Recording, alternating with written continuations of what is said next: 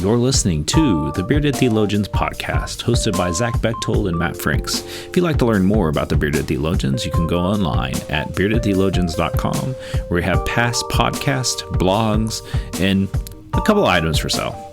So check us out, beardedtheologians.com. Thank you for listening, and enjoy this week's show. You're listening to the Bearded Theologians podcast, hosted by Matt Franks and Zach Bechtold. So this week on the podcast, in our pre-meeting, we were trying to figure out what to talk about, and we thought the idea, since Zach is on retreat this weekend or this week, that we talk about the importance of retreating. And so, Zach, as you think about that, what comes to mind in the sense of the importance of retreating?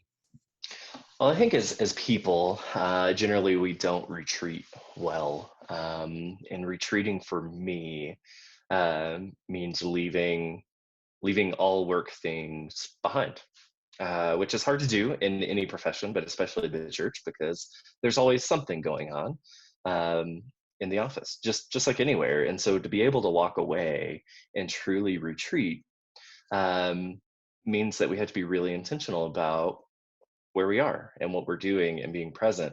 And if we're checking emails or text messages, or even opening up the computer before the family gets up or as they go to bed to do a little bit of work, are we truly retreating?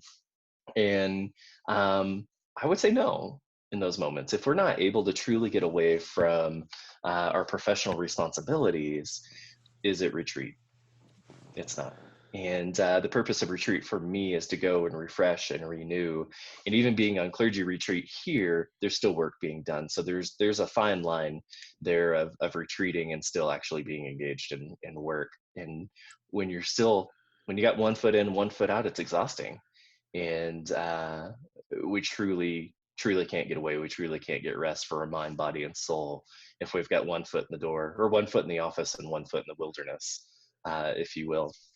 And so the importance of retreating is just that, getting out of your normal space, getting out of your normal routine, and not being intentional about not stepping your foot back into the office, whether it be physically or mentally, or however. And so we see our heroes, Jesus retreats often. You get into all of our folks in biblical history, and at certain times in their life, they retreat, and it's typically right before something significant.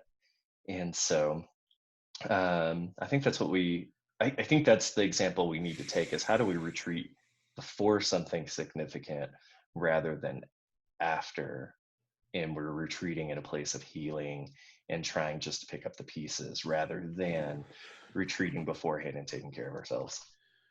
Well, and I think that's why our culture is so counterintuitive to the retreat. Mm-hmm. And that, like, stopping and resting is like one of the worst things. I mean, that's what our society says. I'm not saying that that's what it really is, that we really should take time for ourselves, whether it's our Sabbath days and taking days off. And I just recently had an issue. I had someone send me an email like at 8:30 in the morning on Saturday morning, and then by 10 o'clock I had a text message saying, "Why haven't you responded to my email?" And I was like, "I'm with my family today. I'm not taking care of, and I think sometimes we forget that we can't ask our people to retreat if we don't retreat. And being honest about that and saying, look, I'm taking some time off here. Or like in my case, I unknowingly scheduled myself not to preach in October. I literally set myself up not to preach the entire month of October, which has been kind of fun in some ways. It's allowed me to do some other things, to get some rest where needed. But then I also get a sinus infection, which makes it even more fun, knowing that I don't have to be ready for Sunday in a way that I normally do. But I think that, if we don't take time in retreat, we become so consumed that we not only burn out, but man, we can cause some serious harm to ourselves and our bodies and to our families. And man, this is the pot calling the kettle black, man. I am not good at this. I'm not good at this because the people that taught me didn't do a good job of modeling it for me. And I'm trying to live into that a little bit more, of taking time, taking my days off, finding time to take weeks off for spiritual rest and retreat, and finding those opportunities where I can disengage. And that's one of the reasons why I love going to the campground over here. It's not very far from me, is because no matter how long I'm there, I truly lose signal. I lose cell phone signal, so therefore I don't have any connection. And so it's really nice when I can truly be truly disconnected, and not have to feel like checking emails, or and I think there's some sacredness in that. And we need to provide space, not only in our churches, of saying, hey, we want to do this retreat, but here's how we want to do this retreat. Like maybe a silent retreat. I just saw where a large church in Tulsa provides a silent retreat, and I'm like, man, that'd be kind of nice. Now granted, I know for people like you that'd be hell. That'd be um terrible. but for someone like me, I'm like, man, I would love to be around a bunch of people not really say anything. Man, there's some health in that. And so I think for each his own, whether it's like going fishing, or like however you need to disengage, retreating to that is very important for us in our hectic, busy, everyday today society of doing things, and being aware of that. And you're right, Jesus himself retreated, and even Jesus himself was interrupted when he would retreat. And so setting those healthy boundaries for your congregation, or if you're a lay person, even having time off for lay people is important. How often do we ask our lay people that may not even be paid staff, hey, I'd really like for you to take some time off, Mhm. and celebrate that. And I think that Right. that's important too, because we don't do that for our lay people as well. No, we don't. The church is really bad about boundaries on that end, because when we ask our lay people to retreat, we ask them to go on mission trips. We ask them to go on retreats. We ask them to come take time off work and then come work for the church, which are all good opportunities for ministry. But if we chew up all of their vacation time in these things, and then we still ask them to go and rest and find ways, we've created an unhealthy boundary on our end as well. Because our expectation is not for you to take time off and actually go and retreat. It's to take time off and come and help us. Which again, fruitful ministries, and they're good. But how do we find those clear and respectable boundaries to say, hey, I'm as a pastor, I'm going to be gone. And if you have to, if it's truly an emergency, you can reach me here or not. I'm gone this week. Don't call me. Both healthy boundaries to make. And then we have, on the other hand, for our lay people, of, hey, don't forget to take your time. Don't forget. Take some time. Be away. Whatever that looks like for you.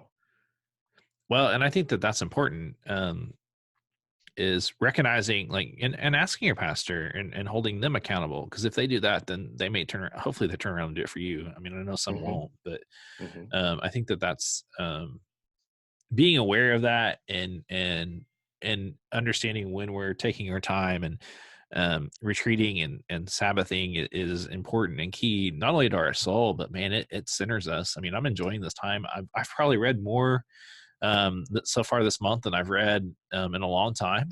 But it's reading things that I want to read, or reading things that, like, hey, I have a nice stack of books over here that, like, 2 days or like 2 weeks ago, it was this tall. And so I've worked through the stack, and I'm slowly working through the stack.